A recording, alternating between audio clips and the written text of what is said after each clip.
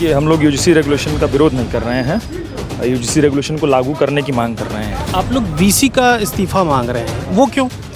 VC ने ये कहा कि इस देश में जातिगत उत्पीड़न भेदभाव जैसा कुछ होता नहीं है, बल्कि लोग उसको दिखावा करते हैं। सुप्रीम कोर्ट की टिप्पणी शर्मनाक है। क्या आप इस यूजीसी रेगुलेशन के जरिए देश पीछे जाएगा?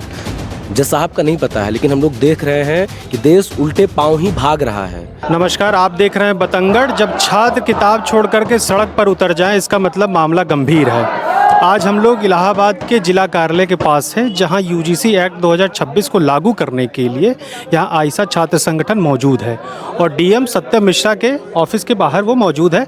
आइए कुछ छात्रों से बात करते हैं, उनकी समस्या समझते हैं और वो क्या इस कानून में चाहते हैं, इसी पे हम लोग बातचीत करेंगे।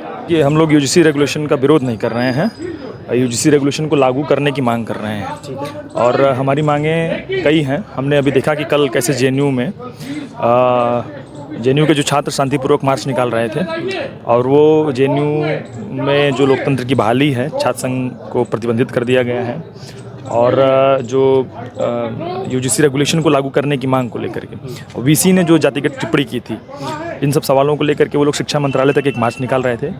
उस मार्च के दौरान हमने देखा कि पुलिस, दिल्ली पुलिस कैसे जो एकदम सामंती और लंपटों के साथ मिल करके उन साथियों के साथ बर्बरता करती है और हमारी साथी नेहा को और कई लोगों को बहुत गंभीर चोटें आती हैं। कई साथियों को कपड़े फाड़ दिए जाते हैं और इनको जेल इसमें एक चीज़ बात निकल के आ रही कि आप लोग वीसी का इस्तीफा मांग रहे हैं, वो क्यों? वीसी ने ये कहा कि इस देश में जातिगत उत्पीड़न भेदभाव जैसा कुछ होता नहीं है, बल्कि लोग उसको दिखावा करते हैं, है ना। ये बात इतनी शर्मनाक है कि उनको एनसीआरबी के डेटा की कोई परवाह नहीं रही, जो ये बताता है कि हर साल 40,000 से ज़्यादा अनुसूचित जाति जनजाति के ऊपर मामले दर्ज होते हैं। उसी तरीके से महिलाओं के ऊपर उत्पीड़न के मामले दर्ज होते हैं। तो इन सारे आंकड़ों को इग्नोर करते हुए उन्होंने कहा कि जातिगत उत्पीड़न नहीं होता है, बल्कि वो विक्टिमहुड का कार्ड खेलते हैं, यानी दिखावा करते हैं होने का। क्या सवर्णों के साथ जातिगत भेदभाव नहीं होता क्या? केवल ओबीसी और एससी एसटी समुदाय के साथ जातिगत भेदभाव होता है? जातियों के पूरे ढांचे में सवर्ण सबसे मलाईदार तबके पर है, शीर्ष पर होता है, वो तो इससे लाभान्वित है। कोई सरकारी डेटा, कोई आंकड़ा बताता, आप बताइए हमको कि जिससे ये प्रूफ होता हो कि सवर्णों के साथ जातिगत आधार पर भेदभाव हुआ है। वो तो इसमें मलाई खाने वाले लोग हैं, वो तो इससे प्रिविलेज्ड हैं। आपका भी तो अनुभव होगा, क्या सवर्णों के साथ किसी जातिगत भेदभाव को आपने कभी कवर किया है? हम लोग कैंपसेज में हैं, जो मनीष जी कह रहे हैं कि सवर्ण या जो सवर्ण है, जो उस ढांचे में जो पूरी व्यवस्था है, नहीं तो इसमें ये आप इस चीज़ को मांग करिए ना कि किसी भी छात्र के साथ अगर जातिगत भेदभाव होता है तो उसके साथ भेदभाव होता ही दलितों पिछड़ों के साथ है, एसटी एससी ओबीसी के साथ है। तो फिर पहले तो उनकी जो समस्या है उसके निराकरण की ज़रूरत है ना। जब ऐतिहासिक तौर पर जो लोग सताए गए हैं, ऐतिहासिक तौर पर जहाँ से रोहित वेमुला आते हैं, जहाँ से पायल तड़वी आते हैं, जहाँ से दर्शन सोलंकी आते हैं, पहले तो उसका निवारण करना होगा ना। और सुप्रीम कोर्ट की टिप्पणी शर्मनाक है। क्या आप इस यूजीसी रेगुलेशन के जरिए देश पीछे जाएगा?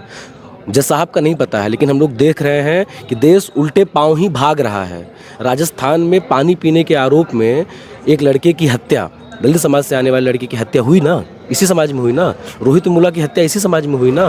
रोज हम लोग देखते हैं कि एक दलित लड़की के साथ बलात्कार होता है और उसकी लाश को जला दिया जाता है। दूसरी चीज़, कोई अपराध प्रूव न होने से ये दुरुपयोग साबित नहीं होता है। संभव है कि कभी तथ्यों के अभाव में जो दोषी होता है वो अपराधी सिद्ध नहीं हो पाता है। तो इसका मतलब ये नहीं कि कानून का दुरुपयोग हो रहा है। कई बार तमाम लिख देने में क्या दिक्कत है? नहीं, आप ये कह रहे हैं कि जो व्यक्ति शिकायत करेगा वो तैयार रहे कि अगर दोष सिद्ध नहीं हो पाया तो फिर उसके ऊपर उल्टा कार्रवाई की जाएगी। यानी आप पहले ही धमकी दे रहे हैं एक व्यक्ति जो विक्टिम है। आप इस एक्ट में भी तो कह रहे हैं ना कि इसमें केवल सवर्ण ही दोषी माना जाएगा। नहीं, सवर्ण दोषी नहीं माना जाएगा। क्यों सवर्ण दोषी माना जाएगा?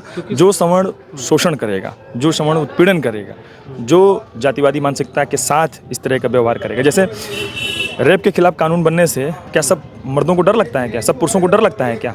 लेकिन जो उस तरह की मेंटालिटी के लोग हैं उनको डर लगता है। चोरी के खिलाफ कानून बनने से चोरों को डर लगता है। हत्या के खिलाफ कानून बनने से हत्यारों को पहले एक मैं नाम भूल रहा हूँ, एक व्यक्ति 20 साल बाद उनको ये हुआ कि एससी एसटी का एक्ट उन पर दुरुपयोग किया गया। फिर वही कह रहा हूँ कि अपराध सिद्ध न होने से ये बात नहीं तय होती है कि वो दुरुपयोग किया गया है। कई बार इस तरह के सर्कमस्टेंसेस होते हैं, परिस्थितियाँ होती हैं, अभाव, सबूतों के अभाव में, तथ्यों के अभाव में व्यक्ति अक्सर वो प्रूफ नहीं होता है। लेकिन इसका मतलब ये नहीं है कि जिसने शिकायत की है उसको उल्टे सजा दी जाए।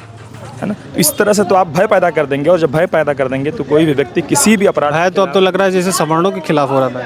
नहीं, सवर्णों के खिलाफ भय नहीं पैदा हो रहा। ये भाजपा और आरएसएस के कुछ लोग जो दंगाई मानसिकता के, नफरती मानसिकता के जो लोग हैं, जो चाहते हैं कि हम शोषण करने का हमारा अधिकार बना रहे, तो शोषण करना कोई अधिकार नहीं है। शोषण करना एक अपराध है, और जो लोग भी शोषण करने को अधिकार समझ रहे हैं वो लोग डर रहे हैं। बाकी लोग इसको स्वीकार कर रहे हैं कि एक हिस्टोरिकल इनजस्टिस हमारे समाज में रही है, और उस हिस्टोरिकल इनजस्टिस को दूर करने की जिम्मेदारी हम सबकी है, और उसी जिम्मेदारी को निभाते हुए सुप्रीम कोर्ट के ही डायरेक्शन पर यह रेगुलेशन आया हुआ था, जिसका सुप्रीम कोर्ट में सरकार ने डिफेंड नहीं किया। हम सरकार को ये बता दें कि आपकी जो ये जातिवादी मानसिकता है, जो आपको आपस में लड़ाने की मानसिकता है, जो लगातार छात्रों के ऊपर बर्बरता है, जिस तरीके से आपकी आंखों में जेएनयू खटक रहा है, ये जेएनयू पूरी मजबूती के साथ खड़ा रहेगा। और हम इलाहाबाद से जेएनयू के सभी साथियों को क्रांतिकारी बधाई देते हैं कि वो लगातार अपनी लड़ाई लड़ रहे हैं, और पूरी ताकत के साथ जेएनयू प्रशासन, वहाँ की वीसी जिस तरीके की मानसिकता दिखाती है पॉडकास्ट में जाके लगातार, ये तो क्या कहते हैं, वहाँ की मुख्यमंत्री से भी ज़्यादा ज्ञानी निकल जाती हैं, लगातार अब शब्द बकती रहती है।